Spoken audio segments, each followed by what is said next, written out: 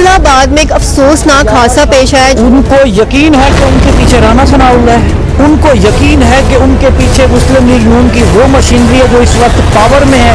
उनको पता है कि वजीर दाखिला हमारा है, उनको पता है कि वजीर कानून हमारा है, और इन्हीं लोगों की पुष्ट पनाही की वजह से उसने ये सारा कदम उठाया। शेख दानिश ये खुद एक बहुत बड़ा माफिया है। आप शेख दानिश की हिस्ट्री उठा के देखें तो ऐसे केसेस मिलेंगे कि जिसमें इसने इंसानियत को रोंदा है, जिसमें इसने आम लोगों को रोंदा है, और या फिर इनके पास वही एक रास्ता होता है कि जो मद्दे मुकाबिल है उसको फिर रास्ते से हटा दो। जिस तरह पहले इन्होंने जान से मारने की धमकियां दी, ये तो अभी भी उनको जान से मारने की धमकियां दे रहे हैं। जब तक रियासत इस केस की मुद्दई नहीं बनती तब तक फैसलाबाद इंसिडेंट को इंसाफ नहीं मिलने वाला, और ऐसे कई इंसिडेंट का आप इंतजार करें। ये पहला वो ऐसा अंदोनाक वाकया हुआ है कि जिसमें एक औरत दूसरी औरत के हाथों महफूज नहीं है। अस्सलाम वालेकुम, आप देख रहे हैं न्यूज़ टाइम HD। मैं हूं आपकी मेज़बान वजिया नजम। फैसलाबाद में एक अफसोसनाक हादसा पेश आया जिसमें एक बच्ची को, एक लड़की को जो कि मेडिकल की स्टूडेंट थी, उसकी अपनी दोस्त की फैमिली ने, उसके वालिद ने तशद्दुद का निशाना बनाया। वीडियो में हम देख सकते हैं कि बच्ची को मजबूर किया जा रहा है कि वो घर के तमाम अफराद के जूतों को जो है वो जुबान लगाए। वजह ये सामने आई है कि उसके दोस्त के वालिद ने बच्ची को शादी के लिए प्रपोज किया था, उनके घर रिश्ता भेजा था जिसमें लड़की के घर वालों ने रिश्ते से मना कर दिया था। उन्होंने अपनी सेल्फ इस्टीम बचाने के लिए, उनकी जो ईगो हर्ट हुई थी उसको सेटिस्फाई करने के लिए ये हरकत की कि बच्ची को उसके भाई समेत घर से अगवा किया, उसको अपने घर लेकर आया, उसके साथ ज्यादती की, उसको तशद्दुद का निशाना बनाया और उसको मजबूर किया कि वो घर के तमाम अफराद के जो है वो जूतों को जुबान लगाएं।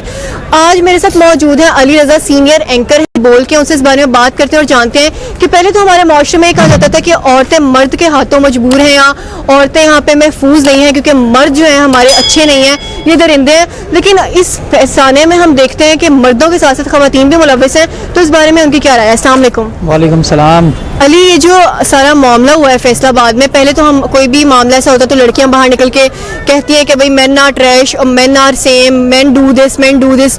तो अब तो घर की लड़कियां, औरतें सब एक ऐसे मामले में शामिल है और एक लड़की के साथ इस तरह जुल्म किया गया है, क्या कहना चाहेंगे आप? वजिया साहबा, ये अपनी नौयत का एक ऐसा मामला है पाकिस्तान में। ये पहला वो ऐसा अंदोनाक वाकया हुआ है कि जिसमें एक औरत दूसरी औरत के हाथों महफूज नहीं है।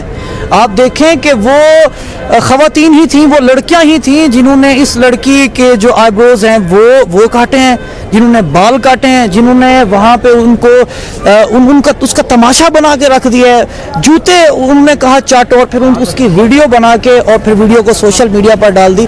इस तरह की खून आशाम शाम ढाई गई, और इसके पीछे ये जो बंदा है शेख दानिश, ये खुद एक बहुत बड़ा माफिया है। आप शेख दानिश की हिस्ट्री उठा के देखें तो आपको इसकी हिस्ट्री में मिलेगा कि इसने सिर्फ पैसा बनाने के लिए, इसने सिर्फ बिजनेस करने के लिए ऐसे बहुत सारे इसकी प्रोफाइल को अगर आप देखें तो आपको ऐसे केसेस मिलेंगे कि जिसमें इसने इंसानियत को रोंदा है, जिसमें इसने आम लोगों को रोंदा है।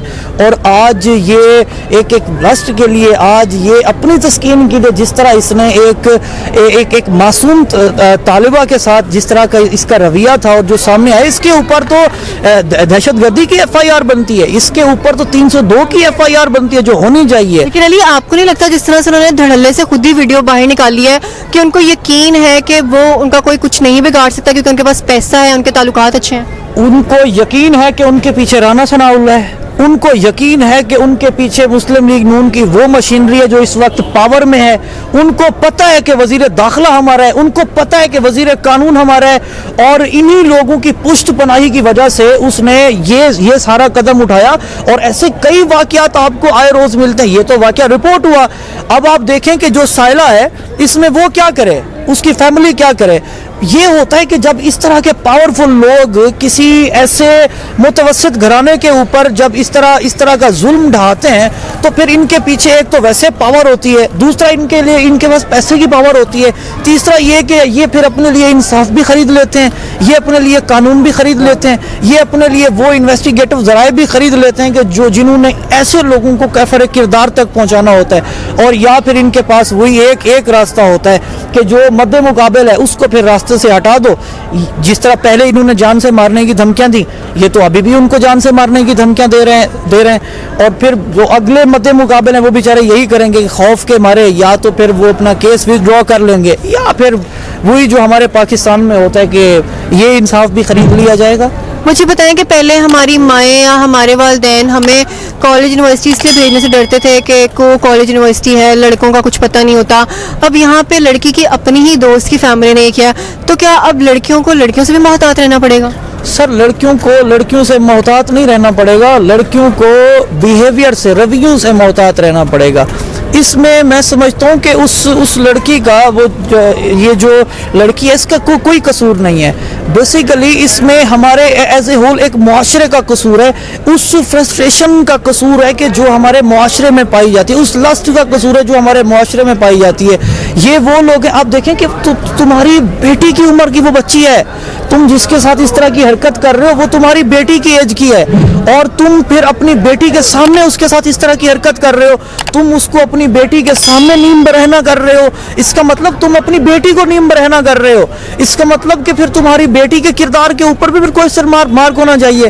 اس کا مطلب کہ جس طرح آپ نے کہا, یہ آپ دیکھیں اس معاشرے کی فرسٹریشن تو دیکھیں, آپ ایک سائیکولوجیکل امپیکٹ تو دیکھیں. یہ وہ لوگ ہیں جو ذہنی معذور ہیں, یہ وہ لوگ ہیں جو ذہنی مریض ہیں, اور ایسے لوگوں کے خلاف ان کا بالکل اسی طرح سافٹ ویئر اپڈیٹ ہونا چاہیے جس طرح ہم سافٹ ویئر اپڈیٹ ہونا دیکھتے ہیں. ان لوگوں کے خلاف اس طرح کے کیسز بننے چاہیے جس طرح کے کیسز ہم ویسٹ میں دیکھتے ہیں, کہ اگر کسی کے لیے اس طرح کا کوئی اقدام اٹھایا جائے, کسی کے اوپر اس طرح سرعام ظلم کیا جائے, بربریت کی جائے, پھر اس کا کیا حشر ہوتا ہے. انہوں نے تو 1400 سال پرانی تاریخ کو دہرا دیا. یہی تو ہوتا تو 1400 سال پہلے, یہی تو ہوتا تھا ان ظلم کے اندھیروں کے معاشرے میں. اور آج اس جدید ترین دور میں, اس 4G اور 5G کے دور میں, آپ کسی بھی لڑکی کے اوپر اس طرح کا ظلم ڈھا رہے ہو, اس طرح کی بربریت ڈھا رہے ہو, پھر آپ یہ بھی باور کرانے کی کوشش کر رہے ہو تم میرا کچھ نہیں بگاڑ سکتی, میرے پاس پیسہ ہے, پاور ہے. رانا ثناء اللہ کا یہ خاص بندہ ہے, تو آپ امیجن کر سکتی ہیں کہ اس کا کوئی بال بھی بھیگا کر سکتا ہے. آپ کے ملک میں کوئی کچھ نہیں کر سکتا. مجھے بتائیں کہ اس سے پہلے جس طرح شارق جتوئی کیس رپورٹ ہوا تھا, بڑی ہائپ اس نے کریٹ کی تھی. پاکستان میں لاز بنتے ہیں تحفظ کے لیے, لوگوں کے لیے, انسانوں کے لیے, لیکن ان پہ امپلیمنٹیشن نہیں ہوتی ہے. اب یہ لوگ بھی بہت ہائپ کریٹ کیا اسٹوری نے, لوگوں نے اس پہ طرح کے لوگوں نے طرح کے اس پہ تجزیے دیے. آپ کو لگتا ہے کہ جو ملزم ہیں ان کو سزا ملے گی, یا پھر ان کو بھی 2-3 دن یہ چیز ٹرینڈنگ میں رہے گی, پھر سب لوگ بھول جائیں گے؟ سر آپ کے سامنے ہے, کیا جو اسلام آباد میں واقعہ پیش آیا تھا ان کے ملزمان کو سزا ملی ہے؟ یا جس طرح شارق جتوئی کی آپ بات کر رہی ہیں, تو کیا شارق جتوئی کو کوئی نشان عبرت بنایا گیا ہے؟ یا آپ کے ملک میں ابھی حال ہی میں 2018 آپ دیکھیں زینب الرٹ بل آپ نے پاس کروایا, اگر وہی زینب الرٹ بل آپ لاگو کرا دیتے تو پھر اس طرح کے واقعات پیش نہ آتے. ہمارے ملک میں قانون نام کی کوئی چیز اسی لیے اس کا وجود نہیں ٹھہرتا کیونکہ یہاں پر قانون کے اوپر آپ نے عمل درآمد ہی نہیں کروانا, بل آپ نے مشکل سے پاس کروانے. اگر بل پاس ہو گیا تو پھر آپ کے ہاں ایک ہے موم بتی مافیا, وہ موم بتی مافیا کھڑا ہو جاتا ہے, وہ کہتے ہیں نا نا نا نا نا یہ انسانی قوانین کے خلاف ہے, یہ نیشنل جو رول ہے جو ہیومن بینگ کو پروٹیکٹ کرتے ہیں یہ ان کے خلاف ہے. ان کو اب سرعام پھانسی نہ دو, ان کو اب سرعام سنسار نہ کرو.